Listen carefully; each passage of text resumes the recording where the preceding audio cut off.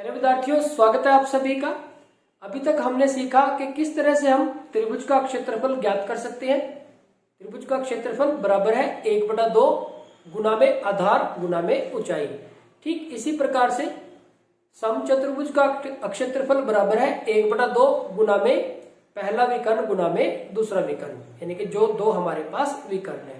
ठीक इसी तरह से समलंब का क्षेत्रफल है हमारे पास 1/2 गुना में समांतर भुजाओं का योग गुना में उनके बीच की दूरी। तो इसके अलावा कोई अन्य प्रकार की चतुर्भुज है, मान लो किसी भी प्रकार की हमारे पास, ये हमारे पास इस तरह की एक चतुर्भुज आ गई ABCD। तो हमने इसको अवयव में बांट दिया। इसको इस तरह से एक विकर्ण खींच के हमने इसको दो त्रिभुजों में बांट दिया, एक ये त्रिभुज और एक ये त्रिभुज। एक तो त्रिभुज होगी हमारे पास ABC और एक त्रिभुज होगी ACD। तो ABC त्रिभुज का क्षेत्रफल निकाल लेंगे और ACD त्रिभुज का क्षेत्रफल निकाल लेंगे और इन दोनों को जोड़ देंगे तो हमारे पास चतुर्भुज ABCD का क्षेत्रफल आ जाएगा। तो ठीक इस प्रकार हम किसी भी प्रकार की चतुर्भुज का क्षेत्रफल निकाल सकते हैं, उसको दो त्रिभुजों में बांट के, क्योंकि हमें त्रिभुज का क्षेत्रफल पता है। ठीक इसी प्रकार से प्यारे बच्चों, आप किसी भी प्रकार की बहुभुज का क्षेत्रफल ज्ञात कर सकते हो। तो आज का जो हमारा टॉपिक है वो है कि किस तरह से हम किसी भी बहुभुज का क्षेत्रफल ज्ञात कर सकते हैं। प्यारे बच्चों, हमारे पास यहाँ पे एक पंचभुज बनी हुई है। आपको इस पंचभुज का क्षेत्रफल ज्ञात करना है। तो जैसे जो चतुर्भुज है उसको हमने दो त्रिभुजों में बांट लिया था। आप इसका क्षेत्रफल ज्ञात करने के लिए क्या कर सकते हो, इसको इसके अवयवों में बांट ले, टुकड़ों में बांट ले और प्रत्येक टुकड़े का आप क्षेत्रफल ज्ञात कर लें। तो प्यारे बच्चों, अगर आप देखिए इसको, तो यहां से आप एक तो इस तरीके से चल सकते हैं कि ये जो हमारे पास ABCDE पंचभुज है, एक तो इस तरह से एक त्रिभुज होगी ये, और एक हमारे पास ये नीचे एक चतुर्भुज होगी। तो अब इस चतुर्भुज पे इसकी जो भुजाओं का माप दिया हुआ है उसके हिसाब से देख लेंगे कि इसका कि हमारे पास ये समचतुर्भुज बनती है, समलंब बनती है, उस हिसाब से इसका क्षेत्रफल हम ज्ञात कर सकते हैं। अगर ऐसी स्थिति नहीं बनती है तो उसमें एक त्रिभुज और बना लेंगे, फिर ये तीन त्रिभुज में कन्वर्ट हो जाएगी। या हम इसको ऐसे भी कर सकते हैं कि यहां से हम सीधा ही अगर एक लंब खींच दें, अगर हम यहां से सीधा एक लंब खींच दें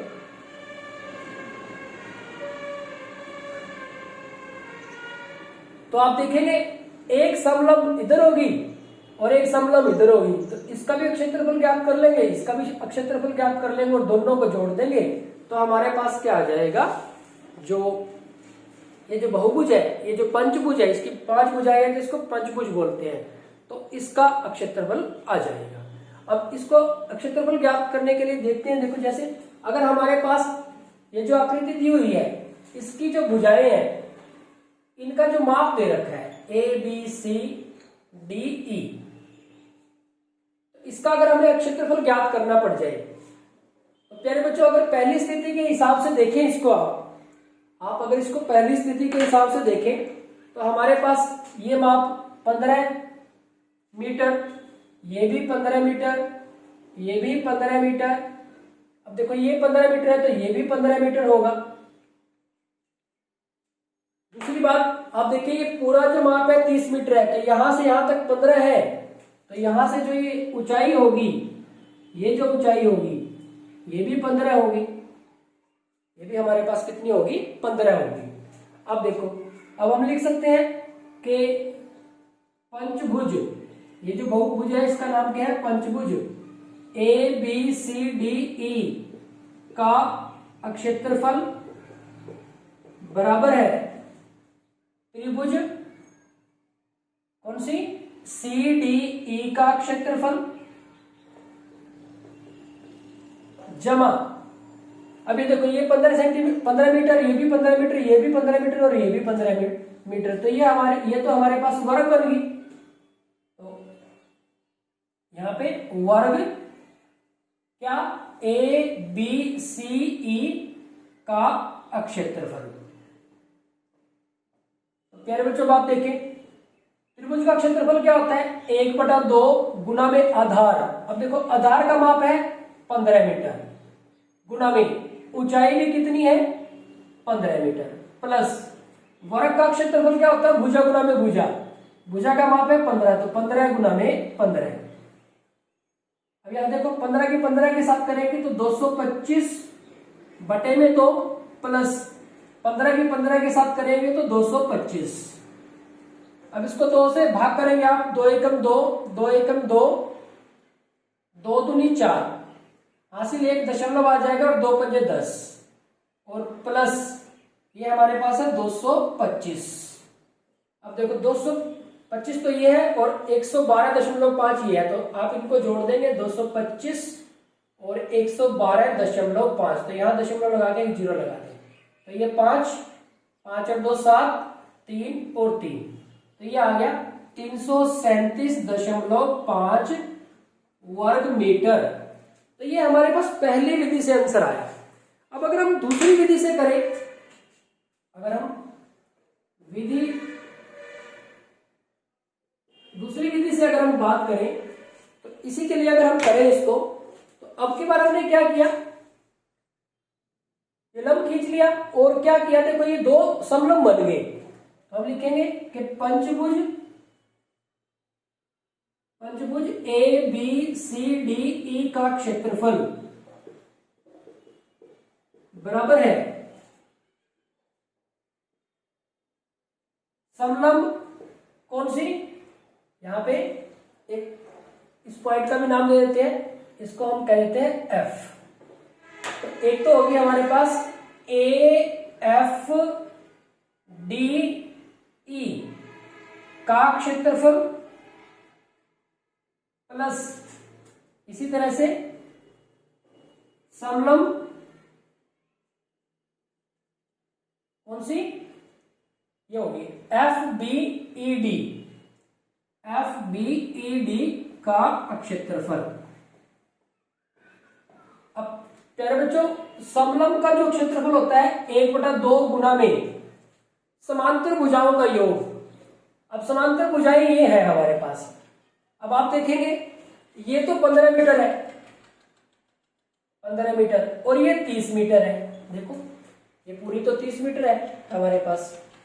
अब ये भी 15 मीटर थी, तो ये 15 मीटर थी, और ये हमने इसके बीच में लंब खींच दिया, तो ये 15/2 मीटर रहेगी, आधा हो गया, और ये भी 15/2 मीटर रहेगी।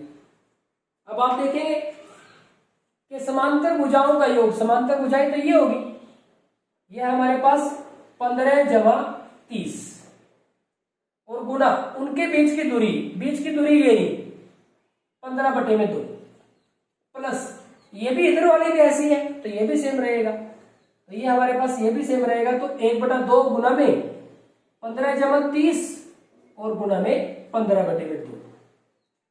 अब देखो दोनों एक जैसे हैं, तो दोनों एक जैसे हैं, तो दोनों को मतलब इसको लेके और 2 से गुना कर दो, हमने लिखा 2 गुना में ये 1/2 गुना में ये 45 हो जाएगा, और गुना में ये 15/2 हो जाएगा, 15/2। ये 1 2 तो कट जाएगा। हमने क्या किया पहले बच्चों, ये दोनों एक जैसे थे, तो 1 को लिख के और उसको 2 से गुना कर दिया। अब ये तो हमारे पास 2 तो कट गया।